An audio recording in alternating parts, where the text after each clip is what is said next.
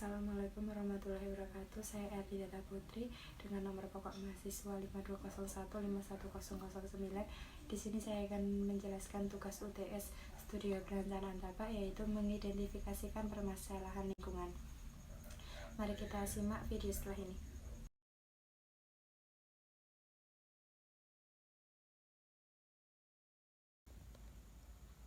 Nah, sekarang kita berada di Desa Jomboran, Klaten, Jawa Tengah. Tempat pembuangan akhir sampah di Jomboran, Klaten kini tak mampu lagi menampung sampah rumah tangga. Tumpukan sampah mencapai 150 meter per kubik per hari. Sementara itu, tempat pembuangan sampah akhir ini telah digunakan selama 26 tahun. Padahal, menurut perencanaan warga sekitar, tempat pembuangan akhir ini hanya dimanfaatkan selama 15 tahun. Tetapi, tempat pembuangan sampah ini sudah ditutup sejak 2014 lalu. Luas tempat pembuangan akhir ini sekitar 1 hektar. Maka dibutuhkan lokasi baru tempat pembuangan akhir ini dengan luas sekitar 5 hektar.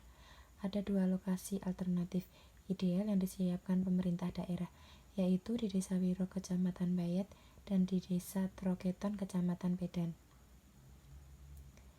Lahan bekas tempat pembuangan akhir ini akan dijadikan sebagai ruang terbuka hijau, namun upaya terkendala oleh sampah di eks tempat pembuangan akhir yang dinilai masih aktif. Saat musim penghujan, tempat pembuangan akhir ditumbuhi aneka tanaman menyeliputi bukit sampah, sedangkan saat kemarau, tempat pembuangan akhir ini mengeluarkan asap dan tak jarang terbakar. Pemulihan lahan kalau langsung dibikin ruang terbuka tak jalan karena tanahnya berubah. Harapan warga sekitar, rencana kemudian akan diapresiasi dan mendapatkan dana bantuan dari pemerintah untuk dijadikan ruang terbuka hijau. Nah, sekarang kita berada di lokasi kedua, yaitu di Desa Kalikotes, Klaten, Jawa Tengah. Tumpukan sampah yang menumpuk di jalan Desa Kalikotes ini membuat warga sekitar kesal. Kali ini sampah menjalar ke pinggiran jalan, tepatnya saat memasuki Desa Kalikotes. Berdasarkan pantauan warga sekitar, sampah yang mencemari jalan tersebut itu terbilang cukup banyak dan hampir sepanjang 100 meter. Tumpukan sampah itu didominasi dari sampah rumah tangga, kemasan plastik, styrofoam, triplek, kayu, ranting-ranting pohon maupun batang pohon. Menurut sejumlah warga sekitar, sampah itu telah menumpuk selama sepekan terakhir hingga menimbulkan bau tak sedap. Kalau pas turun hujan, menimbulkan bau yang menyengat, dan sampah sering bertebaran ke pinggir jalan dan sangat mengganggu aktivitas warga sekitar.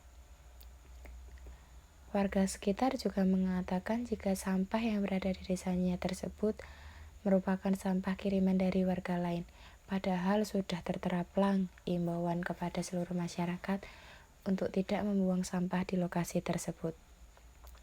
Hal sama juga dirasakan oleh